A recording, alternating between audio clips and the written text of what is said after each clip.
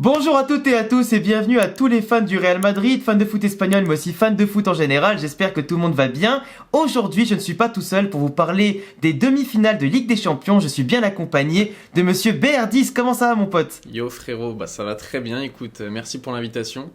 Avec plaisir. Je tiens à dire que là actuellement ça fait 1 an et demi que je suis sur YouTube, mais au tout début de ma chaîne, quand j'avais je crois 1000 abonnés, je t'avais invité sur ma chaîne et t'avais accepté. Donc C'est vrai. je tiens à te remercier 1 an et demi plus tard parce que tu m'as bien aidé au début sur YouTube. C'était une vidéo, c'était la meilleure vidéo de ma chaîne à l'époque, tu vois. Donc Oh ça fait tellement plaisir d'entendre ça. vraiment content de revenir, de venir sur ta chaîne pour la première fois et tu vois de te remercier pour ce que tu m'as fait à l'époque parce que t'étais vraiment pas obligé, tu vois. J'étais juste un petit youtubeur qui avait peut-être 10 vidéos sur sa chaîne. Donc voilà, merci beaucoup et je suis très content d'être là. Bah moi ça fait plaisir toujours d'inviter des nouvelles têtes et puis même des gens qui bossent, des gens qui sont passionnés, ça me fait grave plaisir. Donc déjà trop cool que tu reviennes, que tu as accepté en plus en 2 secondes quand je t'ai demandé. Et je pense que tu seras forcément amené à revenir sur d'autres concepts et moi ça me fera super plaisir. Bah, est-ce que tu veux te présenter rapidement en début de vidéo avant qu'on commence à parler et analyser les demi-finales de Ligue des Champions qui nous intéressent parce qu'on rappelle que toi, tu es pour le Paris Saint-Germain. Et oui. Donc, Et on pourra peut-être se retrouver en finale de Ligue des Champions. Sans vendre la peau de l'ours avant de l'avoir tué, mais ce serait bien. ouais, clairement, on va en parler, mais c'est sûr que ce serait une très bonne. Bah écoute, comment je peux me présenter rapidement pour pas saouler tout le monde. Youtubeur BR10, supporter du PSG depuis que je suis tout petit, donc depuis j'ai 5-6 ans on va dire à peu près. Et voilà, je fais des vidéos sur le PSG mais sur le foot en général, des concepts, etc. Et je viens d'avoir 20 000 abonnés il y a 2 semaines. Donc voilà, ça fait 1 an et demi que je suis sur YouTube et voilà. Bravo, 20 000 abonnés en 1 an et demi, c'est propre, hein. Merci Fier de beaucoup. toi. Oh, franchement, tu fais, franchement les amis, allez voir, je vous mets le lien en description et tout, mais il fait vraiment des vidéos bien de qualité sur plusieurs sujets, etc., bien travaillé, il va chercher les infos, il les travaille vraiment, et en plus il les structure bien dans la forme, donc n'hésitez pas, c'est hyper important de donner de la force aux collègues. Et pour commencer, je propose qu'on parle d'abord de ce qui peut-être toi te touche le plus directement, vu que t'es l'invité, parler de Dortmund, Paris Saint-Germain.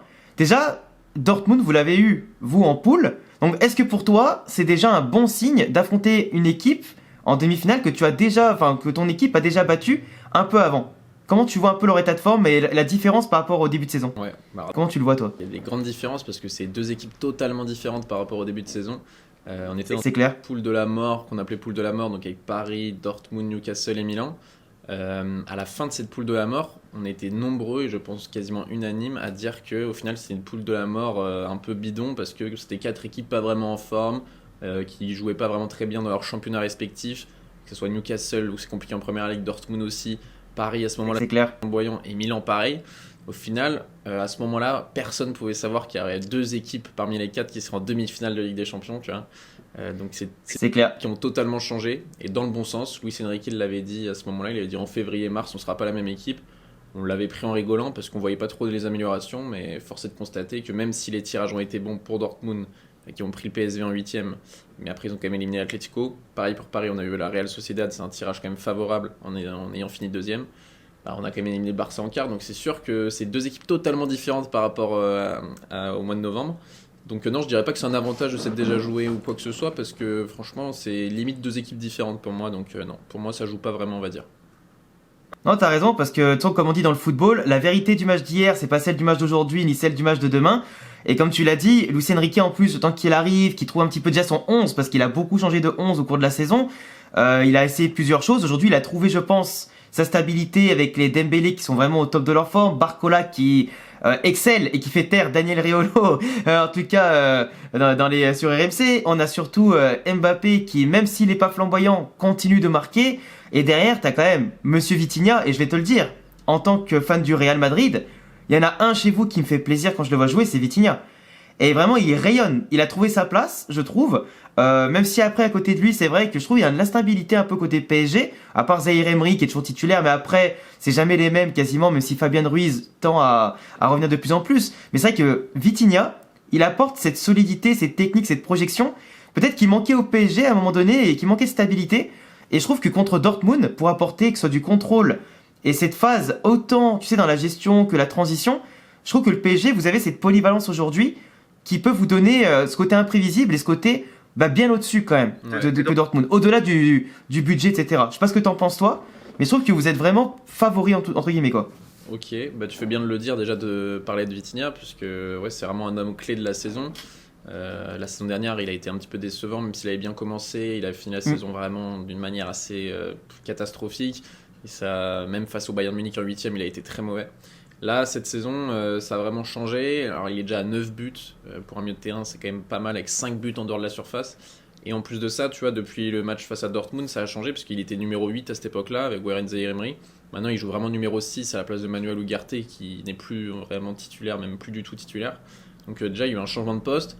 Il y a eu un changement, on va dire, de statut, puisque maintenant, c'est vraiment un pilier de l'effectif. Il y a aussi le fait que Warren Zaïre-Emery, dont tu as parlé, il est un petit peu moins bien, on va dire, en 2024 par rapport à 2023. Donc Vitinha est vraiment l'homme fort de ce milieu de terrain, là où en 2023, c'était Warren Zaïre-Emery.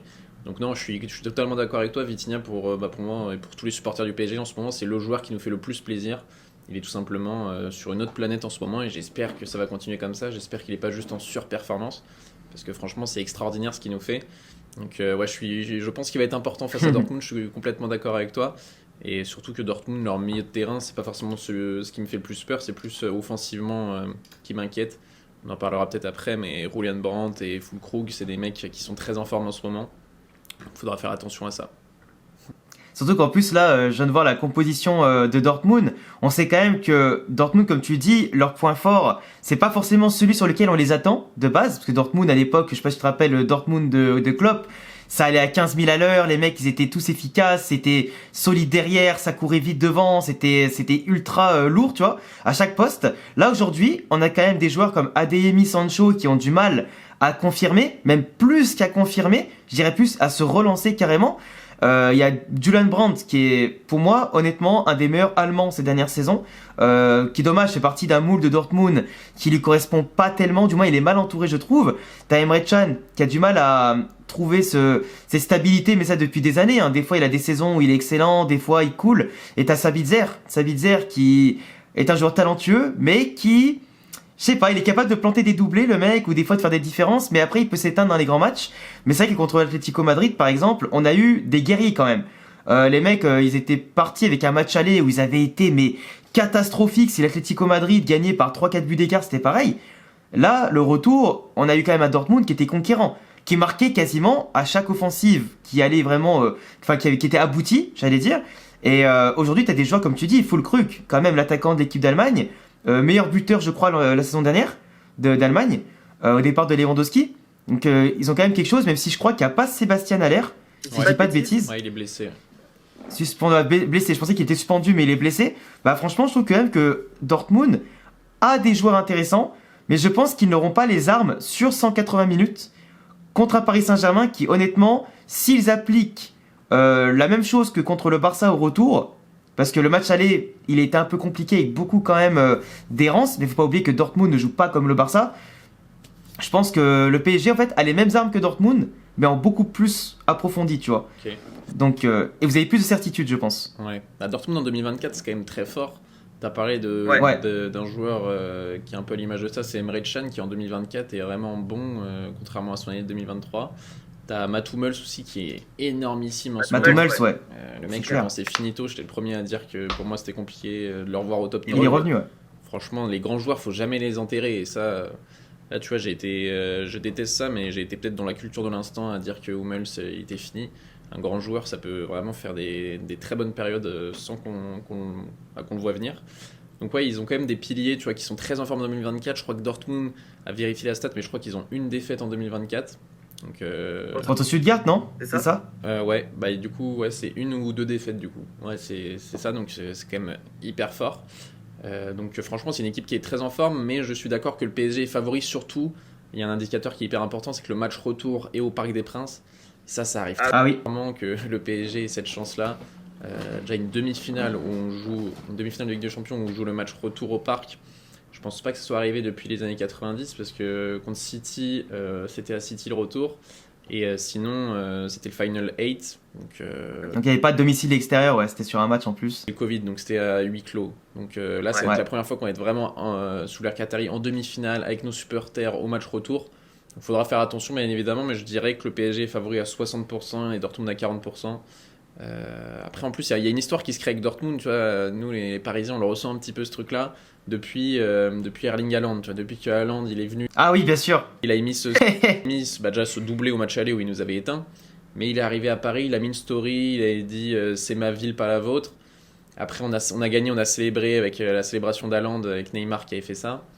Je me rappelle, ouais, c'était fou ça. Et cette année, Dortmund finit premier devant nous, tu vois, donc je suis pas le seul, j'en ai parlé avec des Parisiens, on commence à sentir un petit truc avec Dortmund où c'est pas un club indifférent pour nous quand même. Bien sûr, il y a une petite histoire, il y a une petite rivalité qui commence à se créer petit à petit, parce que Dortmund, mine de rien, ils ont traversé des phases pas ouf, mais quand même, ils sont là. Même si on les attend pas forcément, ils sont là. Ils avaient pas démérité ces dernières saisons contre le PSG, ils avaient quand même surclassé. Donc quand même, tu vois, comme tu disais, je viens de vérifier la stat, ils ont perdu donc un match en Bundesliga, un match contre l'Atlético Madrid du coup Ligue des Champions, donc 2 défaites en 2024.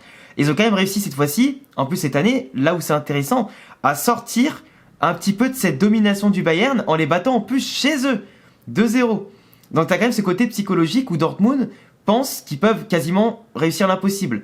Battre l'ennemi, battre l'Atlético en plus 4-2, renverser des montagnes, renverser des grosses équipes comme Francfort, Mönchengladbach, et en plus ils ont failli battre Leverkusen sans ce corner miraculeux à la 97e minute.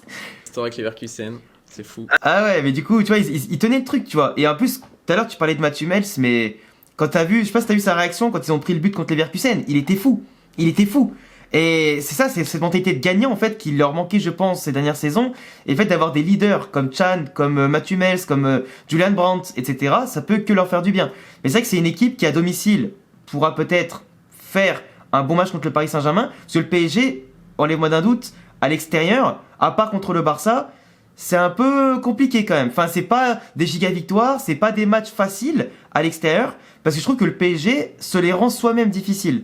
Ils rentrent pas assez tête dans le match, parce qu'ils ont les moyens de bien tenir le coup et tout, mais je trouve qu'à l'extérieur, on l'a vu en phase de poule, même si c'est pas le même PSG qu'aujourd'hui, ils ont un peu plus de mal. Mais toi, comment tu verrais ce match aller dans quelle physionomie il faudrait que le PSG attaque ce match? Bah, le match aller va être compliqué, même quand on pense à Dortmund, on pense tous à cette ambiance de folie à domicile. C'est important de rappeler que, bah déjà, je pense que, même si j'étais pas parisien, je le dirais, mais les ultras du PSG à l'extérieur, c'est quand même, ils sont parmi, je pense, le top 3 d'Europe, ils mettent toujours le bordel, mais à Dortmund cette année, tu peux demander à tous les gens qui étaient au stade, c'était fou comment les ultras ont éteint l'ambiance à domicile de Dortmund.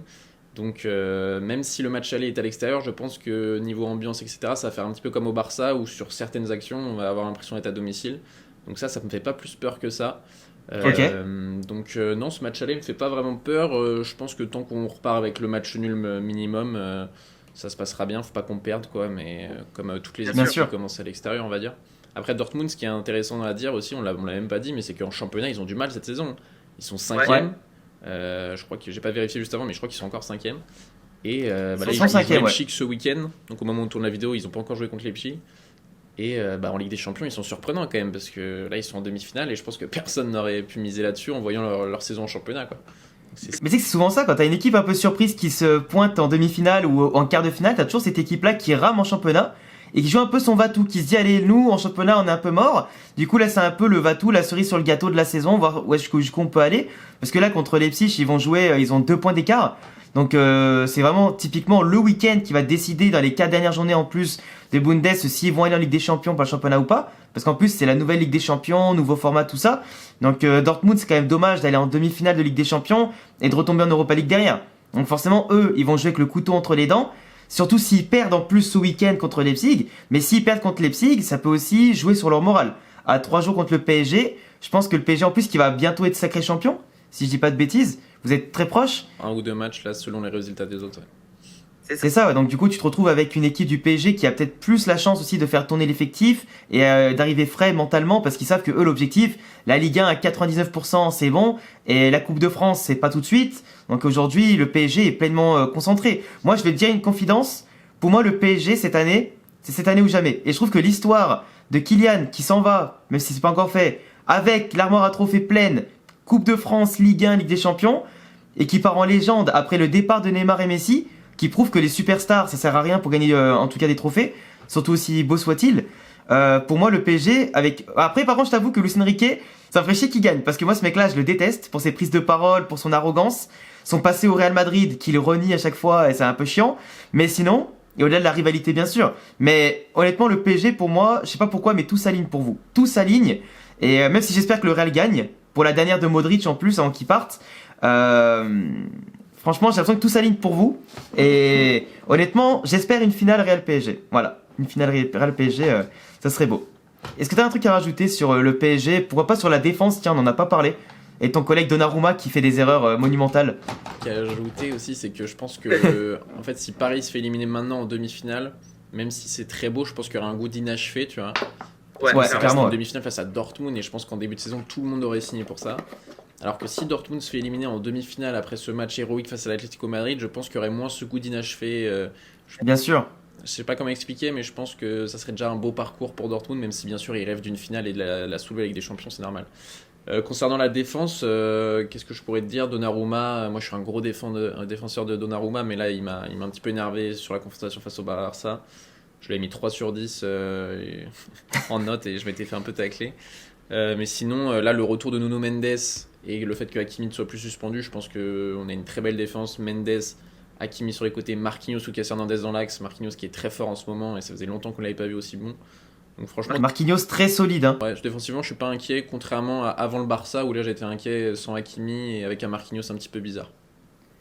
Ok, franchement, Marquinhos, moi, d'un regard extérieur, moi j'ai toujours pris pour un joueur qui assumait pas son statut, qui se cachait, qui avait besoin d'un leader à côté de lui, tu vois. Là aujourd'hui, je trouve qu'il prend quand même une épaisseur, il prend quand même ses coronets à deux mains, et surtout il y va quoi. Il ose, et en plus il est décisif dans les deux surfaces, tu vois.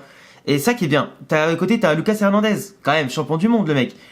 Lucas Hernandez, pour moi, c'est un joueur, je sais pas pourquoi, les gens ont tendance un peu à pas comprendre que c'est un excellent joueur. Pour moi, c'est un excellent joueur, ce mec. Quand il est en plus loin des blessures, enfin, c'est un taille patron. Et quand en plus, t'as Nuno Mendes, qui est pareil, pas blessé, qu'à côté, t'as Hakimi, qui se décide un peu à verrouiller son couloir et à proposer offensivement des choses intéressantes. À l'époque, je crois qu'il boycottait un peu Messi. Enfin, je sais pas, il avait un peu des choses sur le terrain de ce que j'entendais dire. Mais là, tu vois, mais il a si- Jouer vraiment comme il faut. Pour compenser en plus Dembélé qui monte énormément, qui redescend pas trop, franchement je trouve que le PSG, que ce soit avec 3 défenseurs derrière ou avec les pistons, etc., il y a plus de il y a cette polyvalence tactique et cette maîtrise du jeu qui je pense peut être intéressante. Mais vraiment, le PSG je les vois pas choc contre le Paris, contre Dortmund. Même si bien sûr ce serait pour vous aujourd'hui une désillusion, parce que même si tu signes dès le début de saison pour ça, maintenant tu y es, t'as pas envie de t'arrêter là. Donc je pense que malgré Donnarumma qui est un peu en méforme, Donnarumma, on connaît son profil. Il suffit qu'il fasse un bon match, c'est réglé quoi. Et c'est ça aussi les grands gardiens. De toute façon, pour gagner les Champions League, c'est un grand gardien, un grand attaquant. Comme on dit, souvent. Un peu plus que ça, mais le minimum qu'il faut. c'est Ouais. c'est le minimum, ouais. Mm. En tout cas, si t'as un pronostic à faire, avant qu'on passe à Bayern-Real Madrid, qu'est-ce que tu donnerais aller comme retour? Allez, je vais dire match nul au match aller, 2 buts partout, un match extraordinaire parce que c'est une Ligue des Champions extraordinaire. Et match retour, victoire solide mais compliquée, on va dire, allez, 2-1. 2-1 du PSG. Ok, moi j'aurais été un peu plus optimiste. Moi j'aurais dit un 1-1 assez timide, je trouve, à l'aller. Et par contre, au retour, je vois bien un 3-1 pour le PSG. Et pourquoi pas un Dortmund qui marquerait même, qui ferait peut-être une surprise, genre qui tiendrait le coup, qui ouvrirait le score. Et après, le PSG qui déroule, je pense, piquer un peu dans l'orgueil. Mais je pense que ça peut arriver, je pense. Ça me va, écoute. Hein. Ah forcément, ça te va. Après, je suis quand même très gentil avec le Paris Saint-Germain parce que c'est quand même un club, tu vois, quand même que je respecte. Et aussi parce que je veux cette finale. Enfin, après, je dis pas que Dortmund, j'aimerais pas les avoir en finale. Mais après, parce que je sous-estime personne. Mais ça serait quand même beaucoup plus beau pour l'affiche. Et comme tu l'as dit, on vit quand même une Ligue des Champions. Même si on a eu des huitièmes de finale un peu claqués au sol, je trouve, l'écart, c'est phénoménal ce qu'on a vécu. Moi, j'ai rarement vu des quarts de finale aussi ouf, mais du début jusqu'à la fin. Et aller comme retour, quoi. J'espère que ces demi-finales seront à la hauteur. Et surtout, maintenant, on va passer au vif du sujet, peut-être qui intéresse plus ma communauté de base, mais Bayern-Real Madrid, Bayern qui reçoit à l'aller, le Real qui reçoit au retour. Toi, comment tu le vois? Comment tu vois cette confrontation entre une équipe du Bayern qui, pareil, est méconnaissable cette saison, contre un Real Madrid qui, je pense, est là où personne l'attendait, sans numéro 9 de référence, avec toutes les blessures qu'ils ont connues cette saison, et après ce match contre City qui était quand même...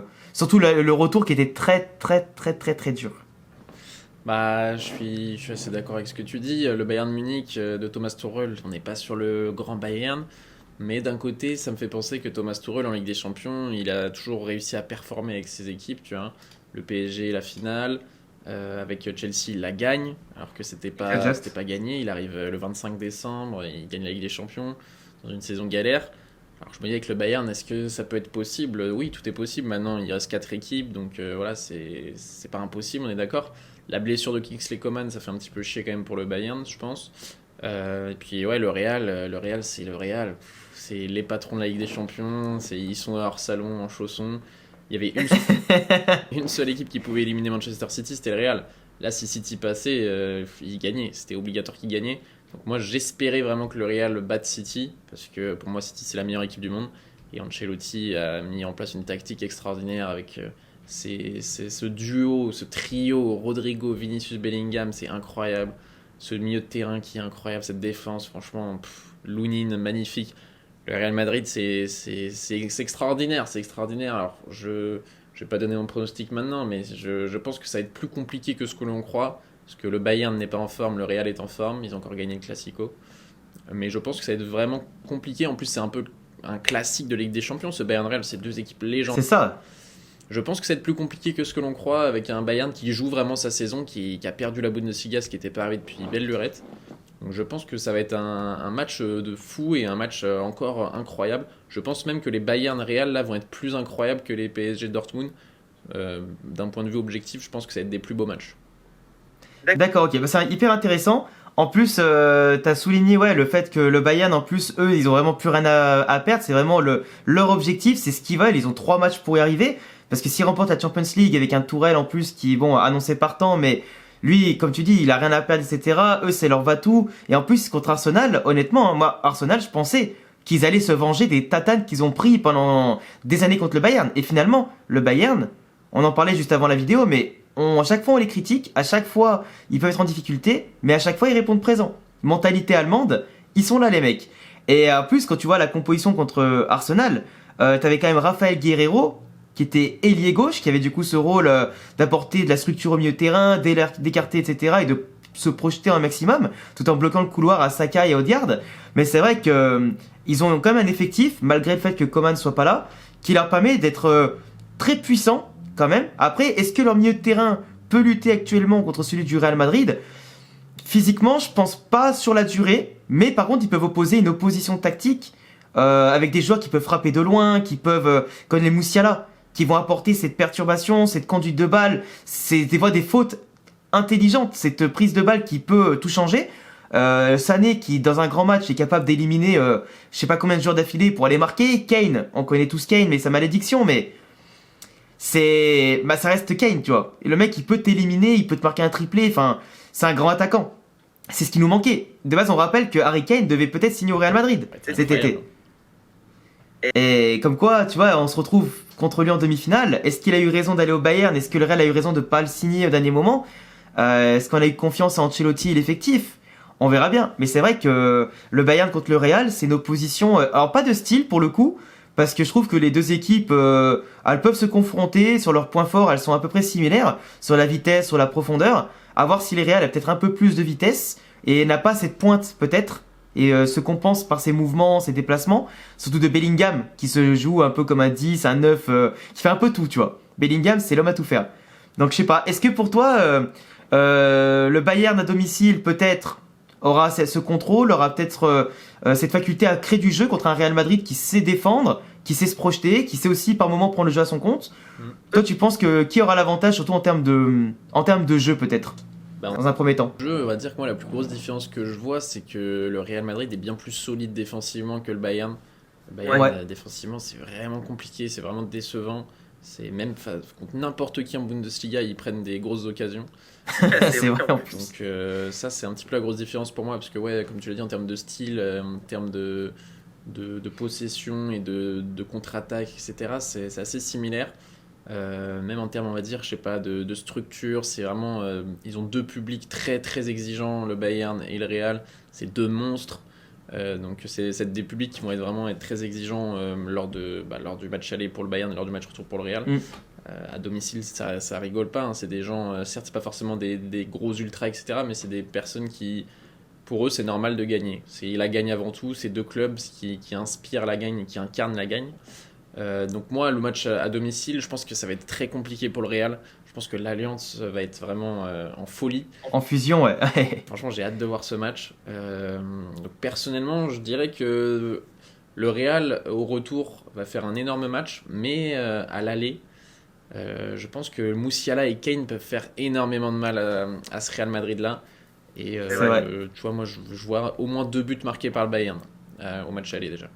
Ok, 2 buts quand même. Parce que pour moi, les clés du match, clairement, entre le Real et le Bayern, c'est comme tu dis déjà, je pense que le Bayern, à domicile, mettra la pression, parce que c'est eux, c'est devant leur public et tout, ils voudront marquer le plus de buts possible avant d'aller au Bernabeu, qui est en général le théâtre des rêves avant le théâtre de l'impossible. Donc c'est pour ça qu'il faut qu'ils aient le maximum d'avance, donc ils vont se prendre un peu se découvrir, peut-être des fois un peu trop à tort, parce que le Real Madrid sur les sorties de balles et les transitions peuvent vraiment faire très très mal, surtout si le Bayern est un peu désorganisé et un peu trop impatient. Mais c'est vrai que Musiala, si Tchouaméni ne le muselle pas comme il faut, parce que numéro 10 contre numéro 6, je pense que Tchouaméni, il aura vraiment son rôle à jouer. Si Rudiger ne gagne pas son duel contre Harry Kane, c'est vrai que ça peut être compliqué. Rudiger, il a pocket Haaland, mais est-ce qu'il arrivera à pocket un Kane qui a un profil différent, qui décroche un peu comme le faisait Karim Benzema, qui aime bien participer au jeu, qui aime bien justement plonger pour qu'après dans son dos t'as Musiala qui y aille, t'as comment il s'appelle, Sané qui y aille. Là t'auras Guerreiro qui pourrait y aller aussi. À voir, parce qu'en plus maintenant ils ont aussi solidifié l'arrière-garde avec Kimmich qui s'est remis un petit peu arrière droit peut-être temporairement. Mais c'est vrai que le Real en plus sera privé de Carvajal. Donc à voir si Lucas Vazquez nous sort encore une prestation digne de Lucas Cafu Vazquez. Mais c'est vrai que le Real Madrid va être exposé, surtout sur les couloirs, et ce sera, je pense, à l'équipe qui aura, je pense, les latéraux les plus solides et les face-à-face, entre guillemets, les plus solides aussi. Mais c'est vrai que je suis d'accord avec toi que même si le Bayern est une équipe qui peut prendre des buts, il faut déjà que le Real sorte de ce pressing, sorte de leur tension, et honnêtement, à l'extérieur, le Real est un peu compliqué. On l'a vu à Leipzig, hein. C'était pas facile, hein. C'est exactement ce que j'allais te dire. Tu vois, c'est un match à l'extérieur dans un club allemand et ça a été compliqué. Donc, Ouais, faut c'est faire ça. attention, mais ouais, t'as raison que le duel Rudiger-Harry Kane, ça va être la clé du match pour moi. Parce que Rudiger, quel monstre dans les grands matchs comme ça, c'est un monstre. Et Harry Kane, on sait que dans les grands matchs, des fois, il a un peu de mal. Des fois, il va te sortir un doublé à l'époque contre Arsenal et après contre Chelsea, il va te rater un penalty et ça va perdre contre Chelsea. Donc là, il faudra faire attention. Kane, ça va vraiment être le facteur X côté Bayern. Est-ce qu'il va être en mode Kane contre l'équipe de France qui rate un penalty, ou est-ce qu'il va être en mode Kane, le patron qui veut enfin gagner son premier trophée et une Ligue des Champions? Ça sera un duel hyper important et les contre-attaques, tu l'as dit, ça va fuser. T'as des fusées de tous les côtés. C'est clair. Les latéraux, les ailiers, ça va être du n'importe quoi. Quand tu vois Rodrigo et Vinicius partir en profondeur, franchement, c'est exceptionnel. Et de l'autre côté, quand tu vas voir Musiala qui va lancer Sané ou Gnabry ou Alphonso Davies, ça va aller très très très vite aussi. Donc franchement, j'ai hâte de voir, ça va être un match galactique, franchement, ça va être incroyable. Surtout qu'en plus, tu viens de le dire, c'est vrai que j'en ai pas parlé depuis le début. Désolé les abonnés si je vous déçois sur ça, mais Alphonso Davies, c'est peut-être sa confrontation qui peut peut-être déterminer s'il viendra au Real ou pas. Parce qu'actuellement, le Real compte sur un excellent Ferland Mendy qui s'est relancé en 2024, qui est vraiment dans la hiérarchie au top, que Ancelotti encense à chaque match. On sait que le club, par rapport à son âge, par rapport à son déclin, ses blessures, aimerait s'en débarrasser pour potentiellement un Alphonso Davies plus jeune, plus intéressant offensivement et dans le toucher de balle. Mais Ferland Mendy fait le taf. Et comme on l'a dit l'autre jour sur ma chaîne, il n'y a pas la place pour les deux. C'est soit l'un, soit l'autre. Donc peut-être que ce match-là, si en plus Alphonso Davies joue et Mendy joue, suivant les prestations, ça peut aussi jouer dans le mercato, quoi. Et la distance. Ah ouais, c'est ça, donc à celui qui brillera le plus. Mais c'est clair que l'objectif de Rodrigo et Vinicius, ça va être de créer un maximum d'occasions et par contre d'être efficace, parce qu'ils pourront pas se permettre de rater autant d'occasions que contre le Barça samedi, et surtout, dimanche soir, pardon, et perdre autant d'occasions aussi comme contre City. Contre City, on a marqué 3 buts à l'aller, 1 au retour, mais après, on avait des phases où on était trop impatient, on n'était pas dans le bon sens du jeu, on était à l'envers, on ratait beaucoup de passes. Et contre le Bayern, ok, City c'est meilleur que le Bayern, mais pour moi ce genre de chance là, entre guillemets, tu l'as une fois, tu l'as pas deux. Donc si tu joues au con, tu joues trop la baballe, Il suffit d'un fait de jeu, on l'a vu PSG-Barça. Hein. Le PSG était en train de dominer son sujet, le Barça a eu des occasions, a marqué. Il a fallu d'un fait de jeu, Araújo qui sort, ça a tout changé. Donc c'est pour ça que la Ligue des Champions, c'est le très haut level comme tu dis, le duel plus que galactique. Donc attention à tout ça et être concentré, c'est le plus important, je pense. Tu vois, au niveau de la possession, toi, tu penses que le Real vont essayer d'avoir la possession au match aller ou pas? Je pense pas. Je connais mon Real, et je sais très bien quel rôle. Enfin, ce qui est marrant, c'est que le Real, tu vois, techniquement parlant, c'est peut-être les joueurs individuellement les plus forts d'Europe avec City. Et pourtant, la possession de balle, quand tu la regardes, on l'a quasiment jamais. Ou alors, du moins, on n'est pas tranquille, ou du moins, on n'a pas notre jeu imposé dans la moitié de terrain adverse. Nous, ce qu'on kiffe, c'est faire des kilomètres, j'ai l'impression. Nous, ce qu'on kiffe, c'est se mettre dans la merde. Mais c'est le Real, hein. Ils aiment pas ça, j'ai l'impression. Dominer. Rodrigo, ils sont tellement forts là-dedans que tu joues un peu avec tes armes, mais c'est intelligent aussi. Bien sûr, parce qu'en fait, le problème du Real, c'est que quand ils ont le bloc qui est trop haut, en fait, plus ton bloc il est haut, plus tu t'empêches d'avoir de l'espace et de la profondeur, parce que l'équipe adverse, elle est regroupée.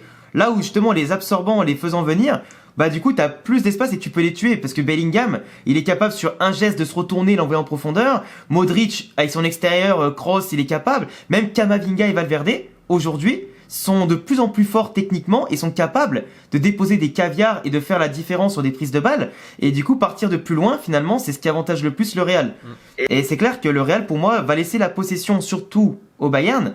Et après, essaiera de les piquer dès qu'ils peuvent. Mais c'est clair que je vois plus le Real dominer, entre guillemets, au Bernabéu, suivant ce qu'il y a eu comme score au match aller. Mais c'est vrai que le Real, je pense, va attendre le Bayern. Et s'ils peuvent les tuer, parce que je me rappelle, c'était quand? C'était 2018, je crois. 2018, on les avait battus aller comme retour.